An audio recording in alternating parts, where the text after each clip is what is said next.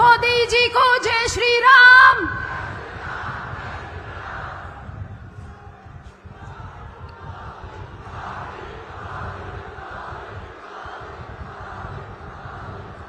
भारत माता की, भारत माता की, भारत माता की। मां अंबिका, माता मनसा देवी की भूमि, अंबाला की धरती से पूरे हरियाणा को राम राम।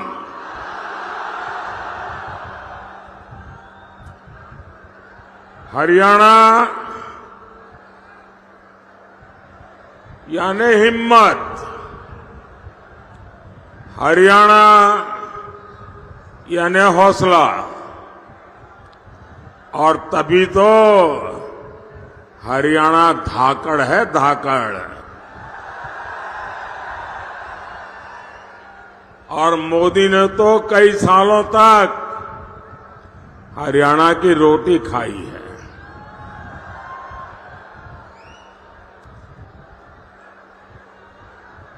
और हरियाणा की तरह ही मोदी ने 10 साल तक सरकार भी धाकड़ चलाई है।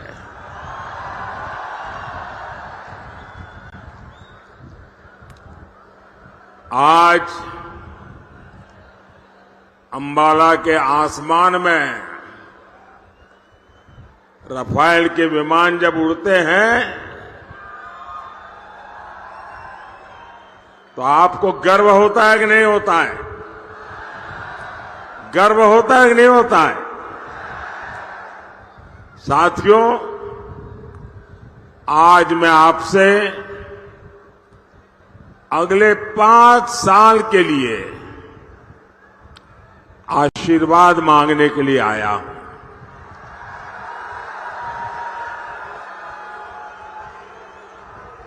आप इतनी बड़ी संख्या में यहां आए, मैं आपका बहुत बहुत आभारी हूं। आज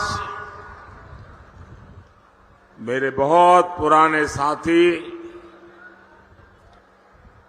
संगठन में भी काम किया, सरकार में भी काम किया, हमारे रतनलाल जी कटारिया जी की बरसी है। मैं उन्हें भी अपनी श्रद्धांजलि देता हूं। भाइयों और बहनों, 4 जून में अब सिर्फ 17 दिन बचे हैं। 4 चरणों के चुनाव में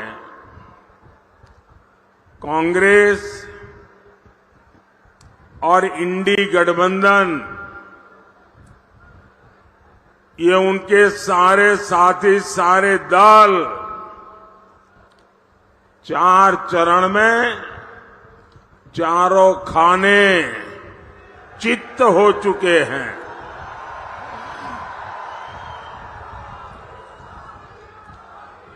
इंडी वालों ने देश के खिलाफ जो भी दांव पेच चले थे, उन्हें चुनाव के मैदान में जनता जनार्दन ने खुद पटकनी दे दी है। और हरियाणा तो वो राज्य है जिसकी रगों में देशभक्ति है। देश विरोधी ताकतों को हरियाणा अच्छी तरह जानता है, पहचानता है। और इसलिए हरियाणा का गांव-गांव, घर-घर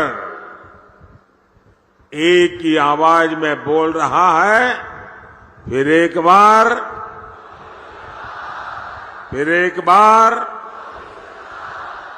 फिर एक बार। साथियों, जब देश में एक धाकड़ सरकार होती है तो दुश्मन भी कुछ करने से पहले 100 बार सोचता है।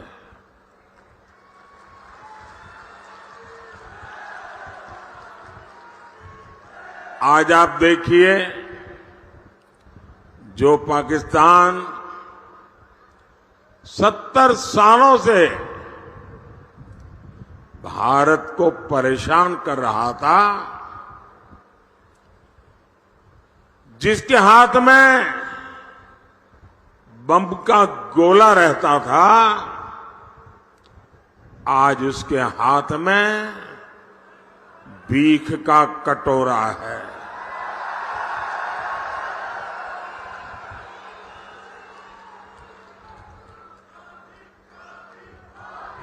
जब धाकड़ सरकार होती है तो ऐसे ही दुश्मन कांपता है।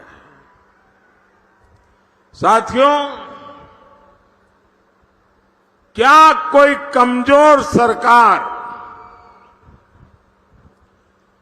जम्मू कश्मीर में हालात बदल सकती थी? जम्मू कश्मीर में हालत बदल सकती थी?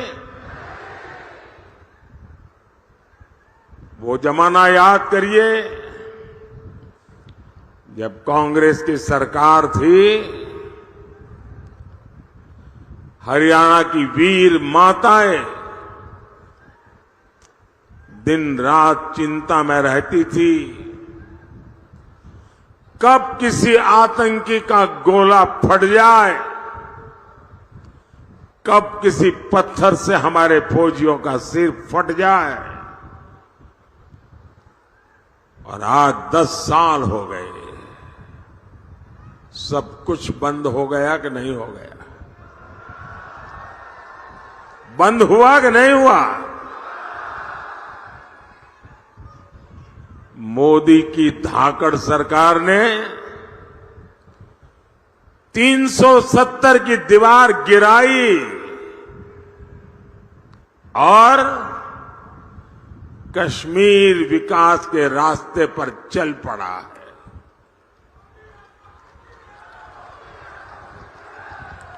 भाइयों और बहनों, कांग्रेस का इतिहास हमारी सेनाओं को, फौजियों को धोखा देने का रहा है। देश का पहला घोटाला कांग्रेस ने भारत की सेना में ही किया था। इस ट्रैक रिकॉर्ड को कांग्रेस जब तक सत्ता में रही, हमेशा नए नए घोटाले करके उसे उसने बनाए रखा। बोफोर्स घोटाला, पनडुब्बी घोटाला, हेलीकॉप्टर घोटाला, कांग्रेसी भारत की सेनाओं को कमजोर बनाकर रखते थे। जानते हैं क्यों? ताकि विदेश से हथियार मंगाने के नाम पर मोटी कमाई कर सके। हमारे सैनिकों की छोटी छोटी जरूरतों को तो ये कांग्रेसी पूछते तक नहीं थे। हमारे सैनिकों को कपड़े, जूते, बुलेट प्रूफ जैकेट, ये भी ठीक से नसीब नहीं होते थे। उनके पास अच्छी राइफलें तक नहीं थी। उन्हें लाठी देकर कहा जाता था कि आतंकियों की गोलियों का मुकाबला करो। और जब मोदी सरकार में आया तो उसने कहा अब ये नहीं चलेगा। मैंने भारत की सेनाओं को आत्मनिर्भर बनाने का अभियान शुरू किया। आज सेना को मेड इन इंडिया हथियार मिल रहे हैं। जो भारत कभी दूसरे देशों से हथियार मंगाता था, वो अब दूसरे देशों को हथियार बेच रहा है।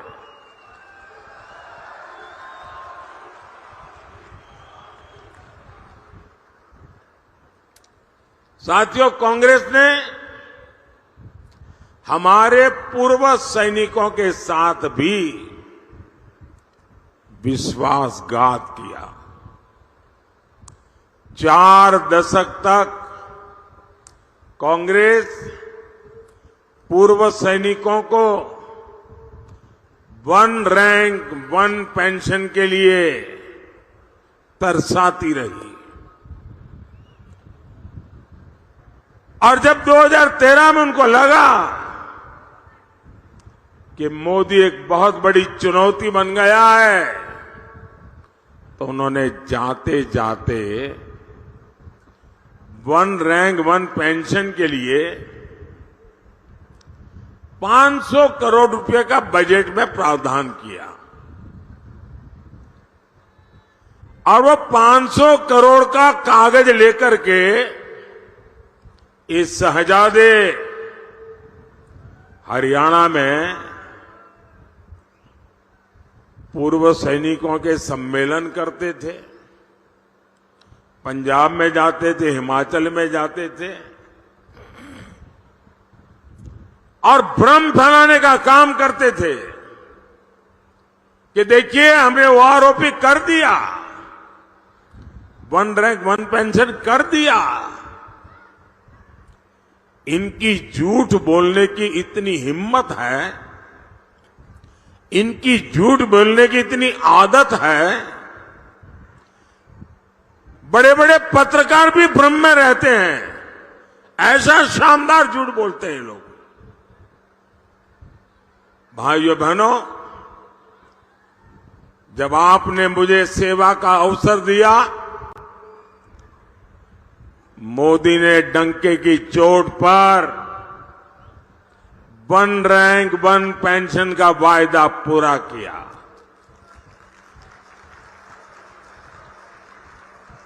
और जरा गांव-गांव पूर्व सैनिक परिवारों को बताइए कि कांग्रेस कैसा झूठ बोलती है। उन्होंने 500 करोड़ रखा था। हमारी सरकार ने जब ओआरओपी दिया तो कितना खर्च हुआ पता है? उन्होंने 500 करोड़ का खेल खेला था, हमने 1 रैंक 1 पेंशन दिया, तो अब तक 1,20,000 करोड़ रुपए, उससे भी ज्यादा मोदी हर सैनिक की परिवार को पहुंचा चुका है। अब आप बताइए, 500 करोड़ कागज पे लिख करके देश के लिए जीने मरने वाले, देश के लिए जान की बाजी लगाने वाले, और हरियाणा कुरुक्षेत्र की धरती जहां सत्य विजयी होता है, उस धरती पर पूर्व सैनिकों के सामने झूठ बोलने का पाप किया था। और जब मोदी ने इसको लागू किया, 1,20,000 करोड़ रुपए के साथ हर परिवार की चिंता की है। और मोदी हर परिवार की चिंता समझता है और इसीलिए ऐसे संवेदनशील निर्णय लेता है। साथियों, मोदी विकसित भारत का संकल्प लेकर निकला है और जब मैं विकसित भारत का संकल्प निकला हूं तब हरियाणा का मुझ पर बहुत अधिकार भी है, क्योंकि मेरी विकास यात्रा में हरियाणा के भी संस्कार है।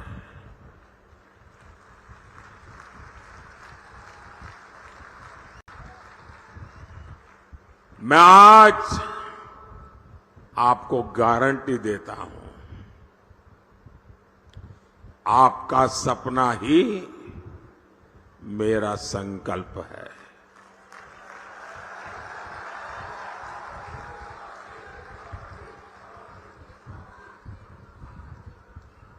पल पल आपके नाम,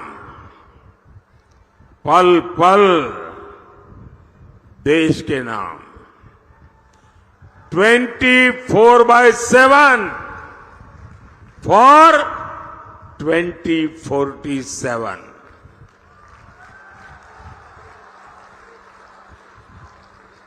भाइयों बहनों, विकसित भारत के 4 स्तंभ हैं: गरीब, युवा, महिला और किसान। मोदी इन 4 स्तंभों को ऐसी मजबूती देना चाहता है ताकि मेरा देश मजबूत हो, मेरा हिंदुस्तान मजबूत हो।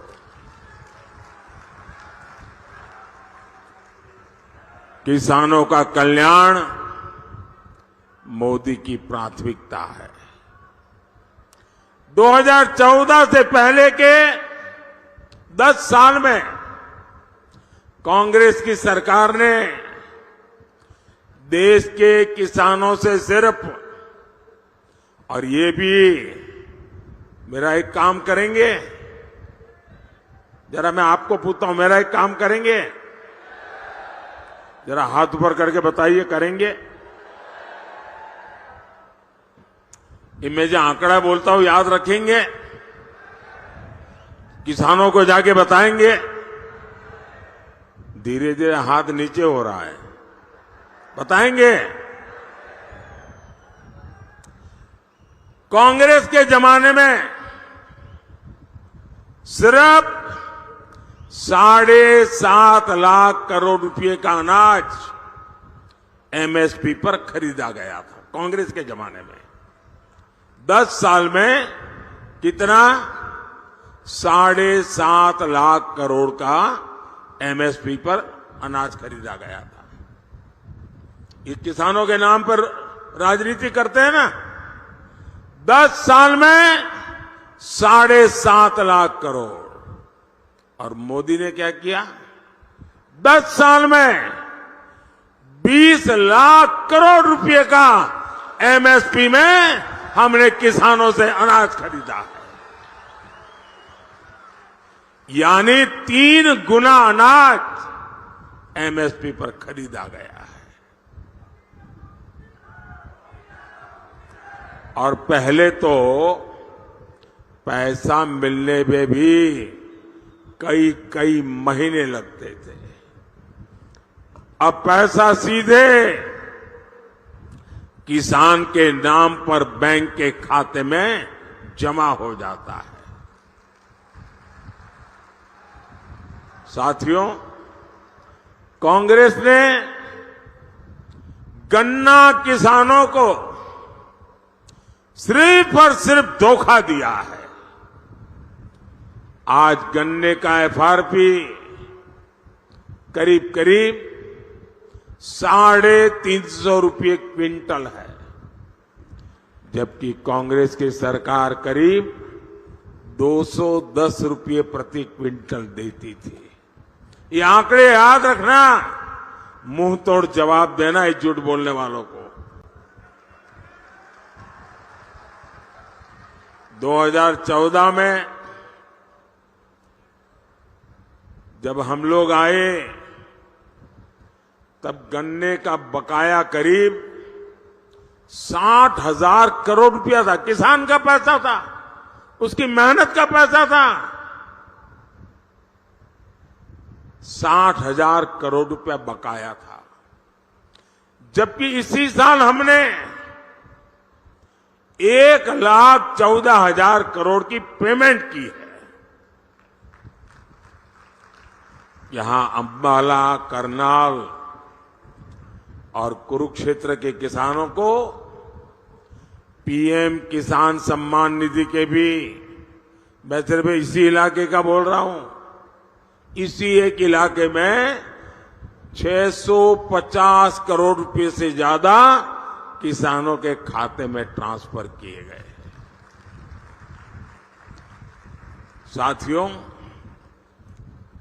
आज दुनिया के सामने भारत सुपर फूड लेकर के गया है। न्यूट्रिशन की दुनिया में दुनिया को बहुत कुछ देने की ताकत भारत में है और इसलिए ग्लोबली पोषक आहार उसका हब बनाने की हमारे पास ताकत है। यानी जो ज्वार, बाजरा जैसा मोटा अनाज हमारा हरियाणा का किसान उगाता है, उसे मोदी दुनिया तक पहुंचाना चाहता है। और इसलिए हमने सारे देश में एक पहचान बने, इसलिए इस मोटे अनाज को श्री अन्न नाम से पहचान दी है। और हमने पूरे दुनिया के लिए अंतर्राष्ट्रीय मिलेट ईयर मनाया। और इसकी ताकत देखिए, विश्व के लोगों को जब मैं कहता हूं कि हमारे छोटे छोटे किसानों के द्वारा पैदा होता है, कम से कम पानी में होता है, एनवायरमेंट फ्रेंडली होता है, केमिकल और फर्टिलाइजर की दुनिया से दूर होता है, तो दुनिया के लोगों को अचरज होता है। पिछले दिनों मैं अमेरिका गया था। अमेरिका के राष्ट्रपति जी ने व्हाइट हाउस में बहुत बड़ा भोजन समारोह रखा था और देश का प्रधानमंत्री के लिए इतना बड़ा आजादी के बाद ऐसे अवसर बहुत कम आए। लेकिन मजा ये थी कि सारे मेहमानों को खाने में ये हमारा मिलेट परोसा गया था, ये ज्वार बाजरा परोसा गया था। ये सुपर फूड की पहचान मेरे हरियाणा, राजस्थान, ये जो राज्य हैं, उनके किसानों के लिए बहुत बड़ा अवसर लेकर आई है। साथियों, हम एक बहुत बड़ी, दुनिया की सबसे बड़ी योजना उसको लेकर के आए हैं। हम 2 लाख से ज्यादा गोडाउन बनाने पर काम कर रहे हैं।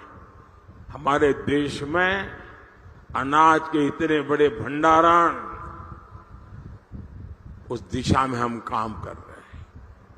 आने वाले 5 साल में हम आलू, प्याज और टमाटर किसानों के लिए विशेष क्लस्टर बनाने जा रहे हैं। साथियों, मोदी की एक और गारंटी खेती में ड्रोन क्रांति की है और इसकी जिम्मेदारी मैं माताओं बहनों को दे रहा हूं। मैं गांव के महिलाओं को ड्रोन पायलट की ट्रेनिंग दे रहा हूं, लाखों रुपया का ड्रोन उनको दे रहा हूं। और हरियाणा के कृषि क्षेत्र को जिस तरह यहां की माताएं बहनें संभाले हुए, आप देखिएगा खेती के ड्रोन के इस्तेमाल में भी हरियाणा सबसे आगे रहेगा।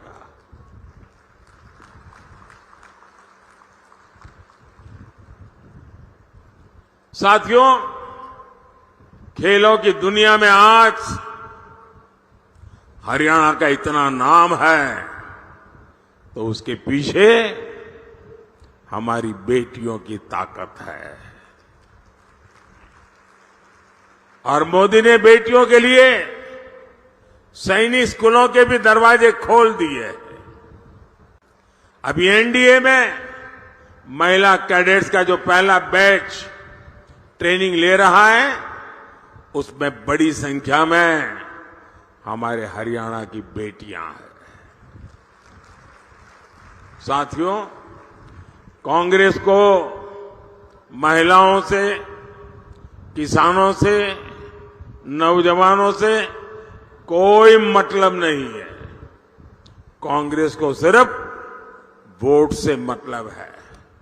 अब बताइए, दिल्ली और हरियाणा में हाथ में झाड़ू लेकर घूम रहे हैं और पंजाब में कह रहे हैं झाड़ू वाला चोर है। अब इन्होंने हरियाणा वालों को समझ क्या रखा है?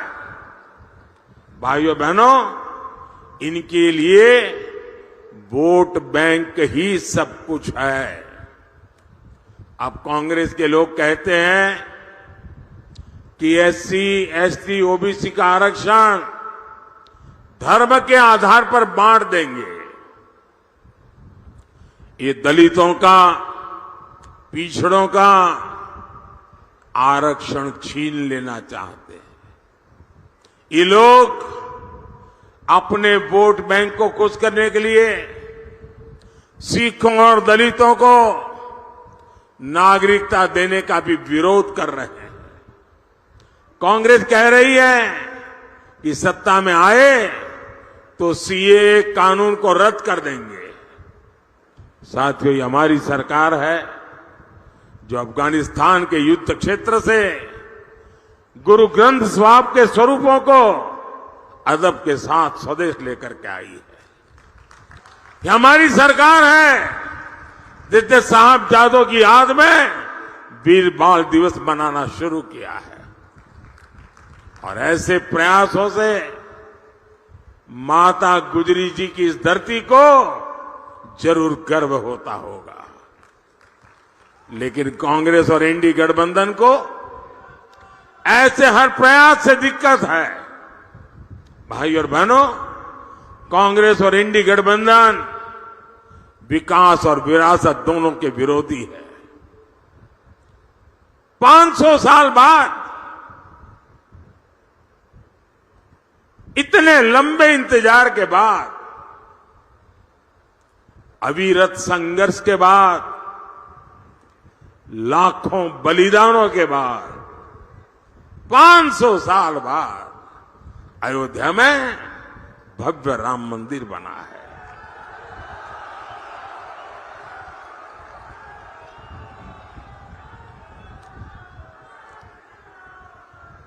पूरा देश राममय हो चुका। पूरा देश राम मंदिर से इतना खुश है, इतना खुश है, जिसे लोग समझ नहीं पाते हैं। लेकिन कांग्रेस और एनडीए गठबंधन के नेता आए दिन मंदिर के लिए अपमानजनक बातें करते हैं।